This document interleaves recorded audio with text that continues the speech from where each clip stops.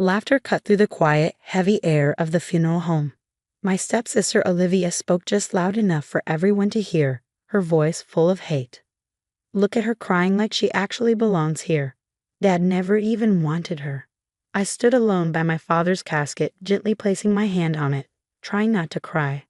My name is Anna Mitchell, and at 32 years old, I was saying goodbye to the only parent who ever truly loved me. My stepmother Victoria walked over, her high heels clicking loudly on the floor. Her face wore a fake smile. "Emma, dear," she said, using the wrong name on purpose like she always had, "shouldn't you be helping with the food? That's more your style." I didn't correct her. My name is Anna, not Emma. I wasn't the help. I was James Mitchell's daughter. But Victoria had spent 20 years pretending I wasn't. She probably thinks she's getting something in the will, Olivia whispered to her brother Marcus. Like Dad would leave anything to the babysitter's kid. That's what they called my mom, the babysitter. But she had been my dad's first love. They were married for 8 years before she died. I was their wanted plan child. Victoria and her kids never cared about that. "I'm here to say goodbye to my father," I said quietly, holding back tears. "This isn't about money." Victoria laughed, cold and sharp. "Oh, sweetie, everything is about money. Why else do you think your father married me after your mother's little accident?" Her words hit me hard. Mom's car crash had shattered Dad and me. Then Victoria came in, acting like a kind neighbor. A year later, she and her kids moved into our house. Life was never the same. "Speaking of money," Marcus added, fixing his tie, "we should talk about the house.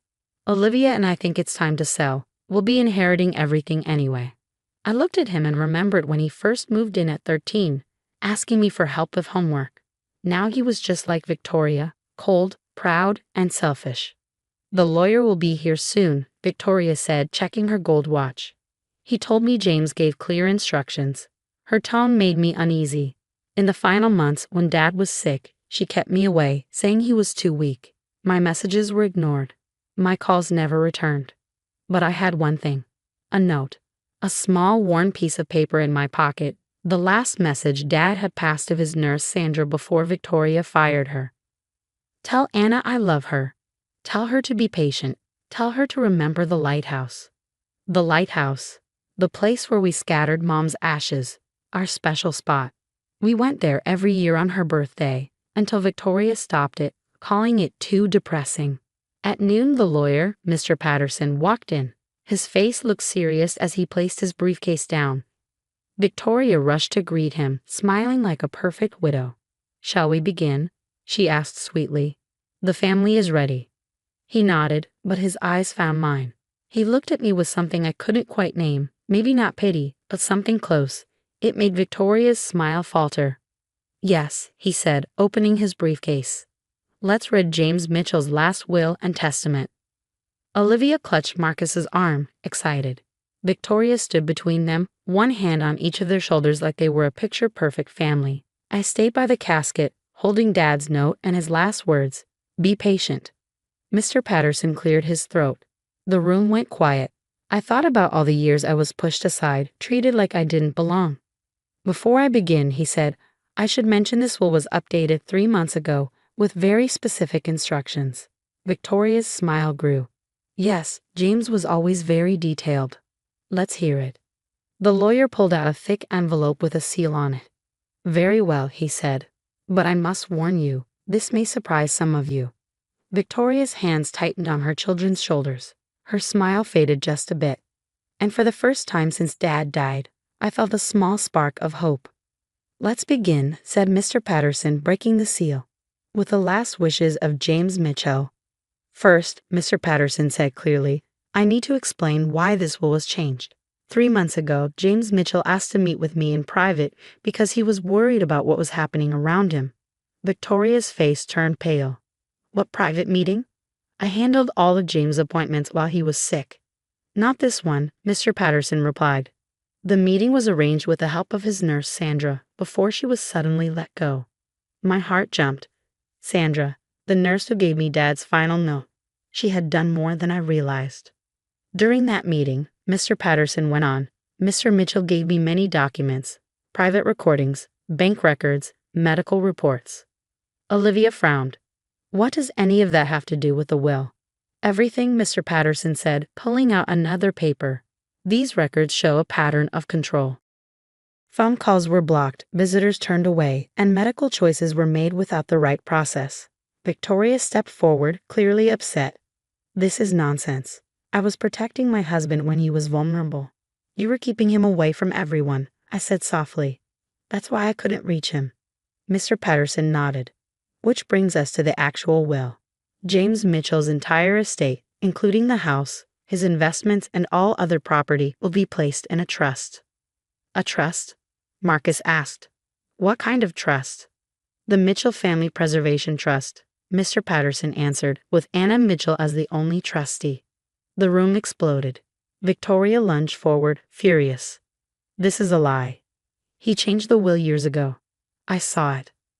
The paper you saw, Mr. Patterson said calmly, was not the real will. Mr. Mitchell believed his documents were being watched, so he created a fake one to throw you off. I remembered Dad's note. Be patient. He'd known what they were doing, and he found a way to outsmart them. The trust has clear rules, Mr. Patterson said, raising his voice over Victoria's yelling. The house can't be sold unless the trustee agrees. Everyone living there now can stay, but they must help pay for its care. Olivia laughed bitterly. You want us to pay rent? To her? Not rent, I said, finally understanding. A fair share, like a real family would. Mr. Patterson gave a small smile. Exactly. James wanted this to be a home for everyone, but only if you could live together like a true family. This is ridiculous, Victoria said sharply. We'll fight this. James wasn't thinking clearly. The will was signed in front of two doctors who said he was completely aware of what he was doing, Mr. Patterson said. And with all the evidence he gave us, I don't think a court will be on your side. I reached into my pocket and touched Dad's note again. The lighthouse. Mr. Patterson, I asked, did my dad leave anything about a certain place? He nodded and pulled out one last envelope. He said you'd ask about the lighthouse. This is for you. Open it there. Victoria's face went white. The lighthouse? What's there? I thought about the times, Dad, and I went there to remember Mom, to talk and be close. What had he left for me there? I guess I'll find out, I said, taking the envelope. I looked around the room as everything changed. Victoria and her children's plans were falling apart. Dad hadn't just protected me, he protected the idea of what our family used to be before they tried to erase it. His last words echoed in my head. Be patient. He hadn't just meant to wait, he meant that the truth would come out. As Mr. Patterson packed up his things, he glanced at his watch. The lighthouse closes at sunset, he said quietly. If you're going today? I nodded, holding the envelope tightly. Whatever Dad had left for me there, I knew it would matter. And I was ready. The lighthouse stood tall against the setting sun, its white walls painted orange by the fading light. I parked my car in the familiar gravel lot, the envelope from Mr. Patterson heavy in my hands. 20 years of memories washed over me, Mom's laughter, Dad's stories, the peace we'd found here before Victoria changed everything. With trembling fingers, I opened the envelope. Inside was a key and a letter in Dad's handwriting. My dearest Anna, if you're reading this, then everything has happened as I planned. The key opens the lighthouse keeper's office. I made arrangements with the Historical Society years ago. Look behind the blue painting of the harbor. I'm sorry for the pain you've endured. When I married Victoria, I thought I was doing the right thing, giving you a complete family. By the time I realized my mistake, she had already begun isolating us, using my grief over your mother to manipulate both of us. But I never stopped watching, never stopped planning. Every cruel word, every scheme, every attempt to push you away. I documented everything. The evidence is all there, behind that painting, along with something else. Something Victoria never knew existed. Your mother and I had a dream for you, long before she passed. We wanted to protect you, to ensure you'd always have a place to call home. The lighthouse wasn't just where we scattered our ashes, it was where we built your future. I love you, sweetheart. Never doubt that. Dad. I climbed the familiar steps to the office, my heart pounding. The key slid perfectly into the lock. Inside, the blue painting hung exactly where it always had, a constant through all my visits here. Behind it was a wall safe I'd never known existed. The combination was easy. My birthday, the same numbers Dad had used for everything important. Inside, I found a thick folder and a smaller envelope. The folder contained exactly what Dad had promised: years of documented evidence. Photos of Victoria tampering with our mail, recordings of her threatening the household staff, bank statements showing how she'd slowly siphoned away Dad's assets into private accounts. But it was the smaller envelope that made my hands shake. Inside was a deed and a partnership agreement dated 2 years before Mom's death. They had bought the lighthouse and the surrounding property through a private trust, converting it into a historical site with one condition: that their daughter would inherit the position of trustee on her 32nd birthday. I was now the owner of not just a family home, but a piece of history that had been mine all along. My phone buzzed. Victoria. I let it go to voicemail, already knowing what she'd say. Threats, demands, attempts to negotiate. But she had no power anymore. The evidence in this safe would ensure that. As the sun set, I walked out onto the lighthouse balcony, the same spot where we'd scattered Mom's ashes. The sea breeze carried the same salty sweetness it always had, and for the first time since Dad's death, I felt peace. We did it, Dad, I whispered to the wind. We really did it. The next morning, I called Mr. Patterson. Within a week, Victoria, Olivia, and Marcus moved out of the family home, their dreams of easy inheritance shattered. The evidence Dad had gathered ensured they couldn't contest anything without risking their own exposure.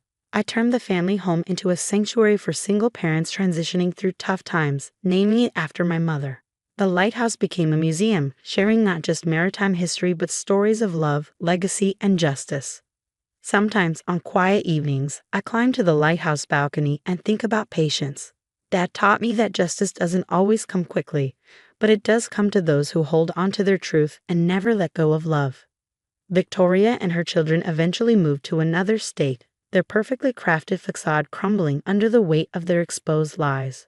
But the story people tell now isn't about their cruelty or defeat. It's about a father's love, strong enough to reach beyond death and right the wrongs of years past. The lighthouse still stands, its beam cutting through the darkest nights, guiding ships to safe harbor. Just like Dad's love had guided me through my darkest times, leading me home to the truth that had been waiting here all along.